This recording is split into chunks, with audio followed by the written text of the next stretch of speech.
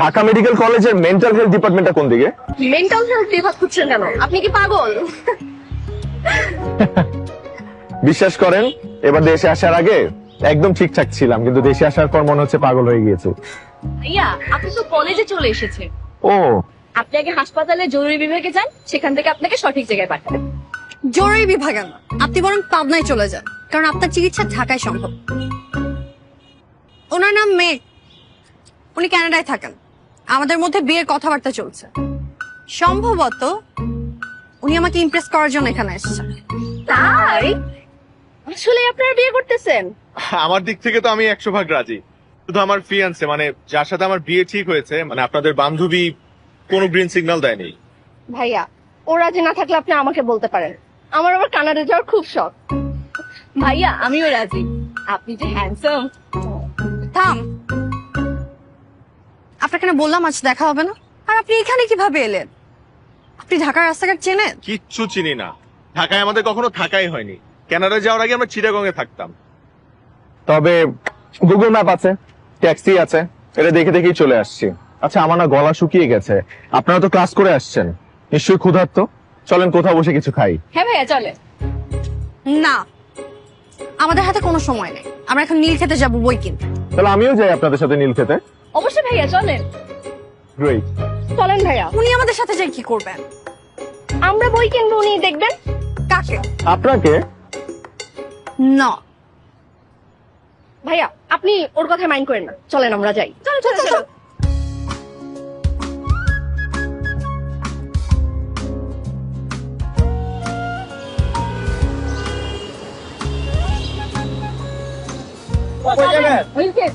চল মামা। ভাইয়া, আপনারা দুজন তাহলে এক রিক্সা যান আর আমরা দুজন ওটায় চলে যাই। আর রিক্সা হচ্ছে দুজন মানুষের কাছাকাছি আসার সব থেকে ভালো মাধ্যম। যা, এই, চল, চল, চল, চল। কাল ঘটক বাসায় ফোন করে বলল আপনি নাকি আমাকেই বিয়ে করবেন বলে ফাইনাল ডিসিশন নিয়েছেন। কারণটা কি জানতে পারি? মানে আমার মধ্যে এমন কি আছে যে আপনার আমাকেই বিয়ে করতে হবে?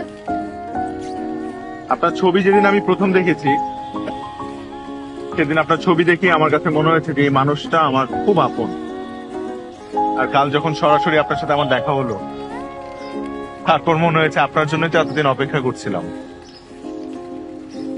আপনি সিনেমার ডায়লগ। আচ্ছা, আমি যদি এই বিয়েতে রাজি না হই? এটা পুরোপুরি আপনার সিদ্ধান্ত, কিন্তু আপনাকে রাজি করার জন্য আমি শেষ পর্যন্ত চেষ্টা করে যাব। বিষয়টা একটু বেশি হ্যাংলাম হয়ে যাচ্ছে না? হ্যাংলামও কি? আচ্ছা, দেখেন, আপনি যা ইচ্ছা বলতে পারেন, কিন্তু আমি জানি যে আপনি আমার প্রথম প্রেম।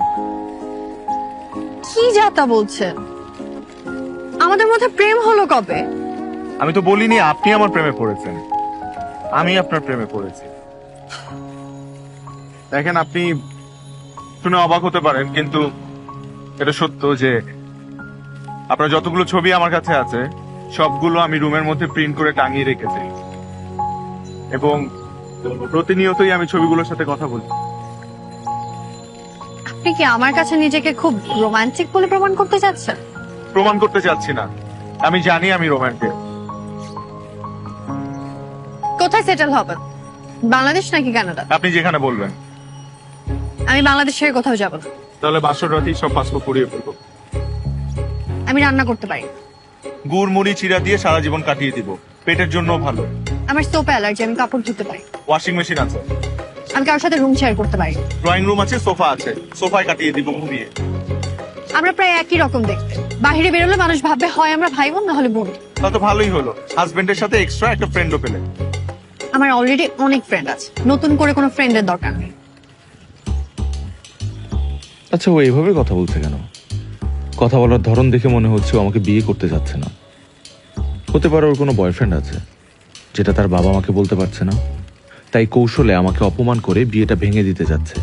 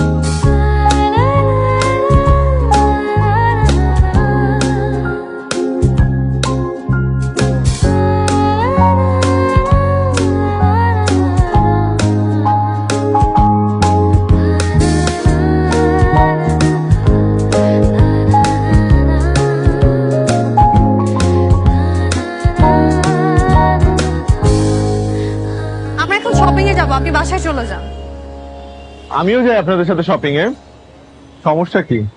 সমস্যা আছে, আমরা এখন নিউ মার্কেটে যাব। আপনি মেয়েদের শপিং এ গিয়ে কি করবেন? অযথা বিব্রত হবেন। না না ভাই, আপনি আমাদের সাথে চলেন না। ভাইকে আমরা বিব্রত হতেই দিব না।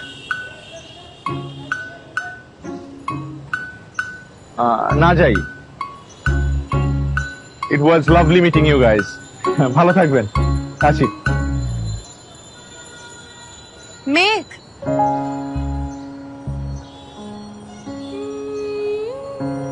আপনি বাসায় যাবেন কিভাবে? জানি না, রিক্সা নিব অথবা সিএনজি নিয়ে নিব। ওগুলোতে তো অনেক সময় লাগবে। আপনি মেট্রো রেলে চলে যান, সময় কম লাগবে। দাঁড়ান, আপনাকে রিক্সা ডেকে দিচ্ছি, স্টেশনে নিয়ে যাবে। এই খালি, আচ্ছা, আমাদের আবার দেখা হবে কবে? আমি ফোন করে জানাবো।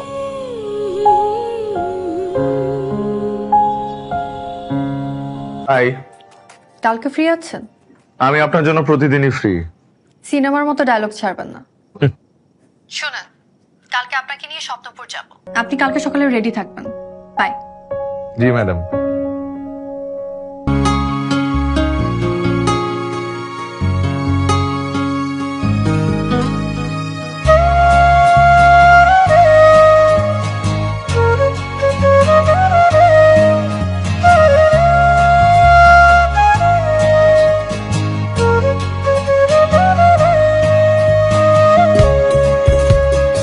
কালকে আমরা একসাথে রিক্সায় চললাম, কিন্তু আজকে আপনি আমাকে আপনার পাশেই বসতে দিলেন না কেন?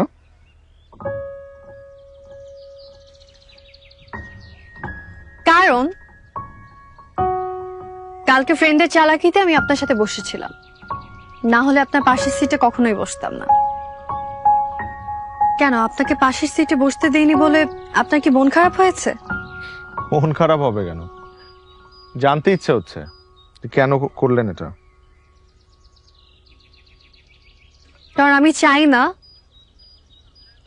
গাড়ির ব্যাক সিটে আমার পাশে অন্য কোনো পুরুষ বসুক। আমার পাশের সিটে শুধু আমার হাজবেন্ড বসবে। আমি তার হাত ধরে কাঁধে মাথা রেখে বসবো। গাড়ি খোলা জানালা দিয়ে যখন এলোমেলো বাতাসে আমার চুলগুলো লিপটে যাবে, সে পরম মমতায় চুলগুলো সরিয়ে দিবে।